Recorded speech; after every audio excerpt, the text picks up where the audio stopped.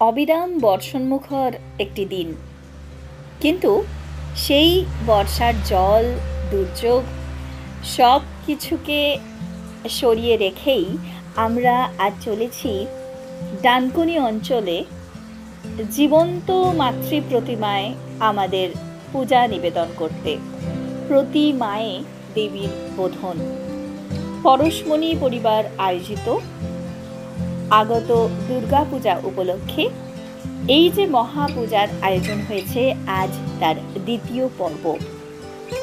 এই দ্বিতীয় পর্বে আমরা ডানকুনি অঞ্চলের দুটি গ্রাম, গড়ালগাছা এবং একলকি গ্রাম, এই গ্রাম দুটিতে যাব। এছাড়াও আরও এমন দু একজন মায়ের কাছে পৌঁছে যাব যাদের কাছে আমাদেরকেই পৌঁছাতে হবে, এবং আপনার চোখে সত্যিই জল আসবে তাদের করুণ অবস্থা দেখে। দ্বিতীয় পর্বে এই পূজা আমরা দেখব, সঙ্গে থাকবেন। এখন দ্বিতীয় পর্বের যে প্রথমার্ধের পূজা, তাতে আমরা পৌঁছে যাচ্ছি প্রথমেই এই একলকি গ্রাম। এখানে বারোয়ারি দুর্গা পূজার এই মণ্ডপটিও বাঁধার কাজ চলছে। মায়ের বোধনের জন্য মণ্ডপও প্রস্তুত, যেখানে অবশ্যই প্রতিমায় মা আসবেন। তার আগে প্রতি মায়ে আমরা বোধন করছি সেই মহামায়াকে। আমরা উপস্থিত হয়েছি পূজা মণ্ডপে। আক্ষরিক অর্থেই এটি পূজা মণ্ডপ। আমাদের কাছে এটি অত্যন্ত আনন্দের বিষয়, এবং আমাদের মহামায়া সেখানে অধিষ্ঠান করছেন শ্রী শ্রী মা শারদা রূপে। মহামায়া এখানে অবস্থান করছেন দুর্গা প্রতিমাতেও। এই ছবিটিতে এই মণ্ডপেই দুর্গা পূজা হয়ে থাকে। যেই মা দুর্গা সেই মা শারদা, এবং এই প্রতি মায়েও সেই মহামায়াকেই দেখবার প্রয়াসে আমাদের এই মহাপূজার সামান্য আয়োজন। মায়েরা একে একে উপস্থিত হচ্ছেন, যদিও সময়ে যা দেওয়া ছিল সেই সময় নির্ধারণ করে এই দুর্যোগের দিনে আমরা চলতে পারিনি। এখানে মোট 20 জন মাকে এই গ্রামে আমরা আজকে এই যে আমাদের পূজা নিবেদন করব। এরপর আমরা যাব আরও একটি গ্রাম, গড়ালগাছা, সেখানেরও একটি মাতৃমণ্ডপে আমরা পূজা নিবেদন করব।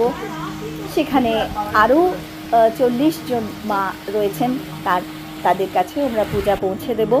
এদিকে অঝোরে বৃষ্টি ধারা ঝরে চলেছে, কখনো প্রবল বর্ষণ, কখনো বা গতি একটু শ্লথ। কিন্তু আমাদের তো শ্লথ হলে হবে না, তাই আমরা খুব তৎপর হয়ে মাতৃপূজার পূজার্ঘগুলি সাজিয়ে নিতে সকলেই তৎপর হলাম। এবং আজকের এই মহাপূজার পৌরোহিত্য করছেন পূজনীয় স্বামী শিবাপরানন্দজি মহারাজ। তাকে আমাদের পরশমণি পরিবারের পক্ষ থেকে আন্তরিক কৃতজ্ঞতা ও প্রণাম জানাই।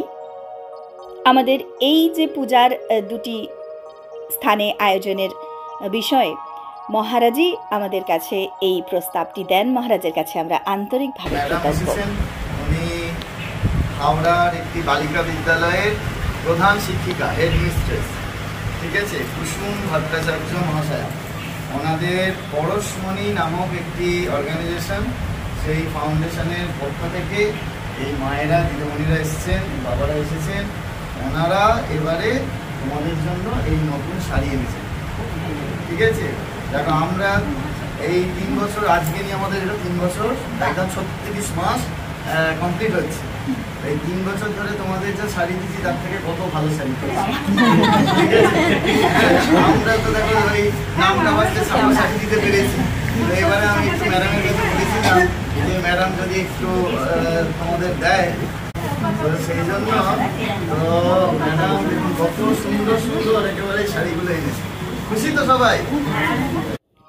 শুরু হলো মায়েদের বস্ত্র নিবেদনের এই আজকের পূজা। আপনারা দেখছেন স্ক্রিনে মহারাজ এই পূজার সূচনা করলেন।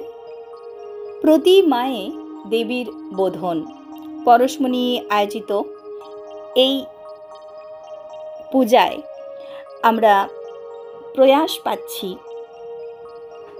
প্রত্যেক মায়ের মধ্যে যেই মহামায়া, যেই মা, তাদের কাছে আমাদের অন্তরের এই অর্ঘ্য পৌঁছে দিতে আমাদের সামান্য সাধ্যের মধ্যেই যতটুকু সম্ভব আমরা চেষ্টা করছি।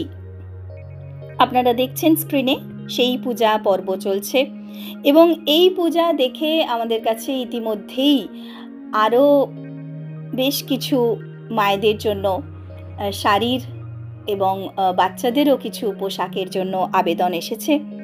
আমরা আন্তরিকভাবে চেষ্টা করছি আমাদের সীমিত সাধ্যের মধ্যেই, যদি সম্ভব হয় আমরা সেখানেও পৌঁছে যাব। যেরকম উলুবেড়িয়ার একটি আশ্রমে আমরা খুব শীঘ্রই পৌঁছানোর চেষ্টা করব। এছাড়াও একটি বৃদ্ধাশ্রমে আমাদের যাওয়ার কথা রয়েছে, সেটি তো আপনারা জানেনই।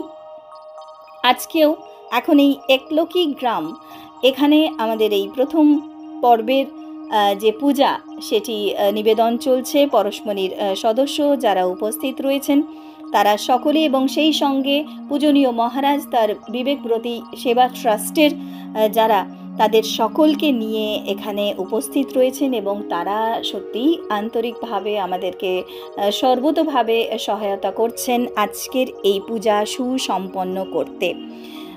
আমরা আন্তরিকভাবে পরশমণি পরিবারের পক্ষ থেকে কৃতজ্ঞতা জ্ঞাপন করি, প্রণাম নিবেদন করি মহারাজকে এবং তার সকল টিমকে, বিবেকব্রতী টিমকে আমাদের পক্ষ থেকে ভূয়সী প্রশংসা জানাই এই সর্বত সাহায্যের জন্য। এমন দুর্যোগপূর্ণ দিনে এই পূজাটি এমন নিখুঁতভাবে যে সম্পন্ন করা, সেটি অবশ্যই সম্ভব হতো না মহারাজ এবং তার টিমের সাহায্য ছাড়া।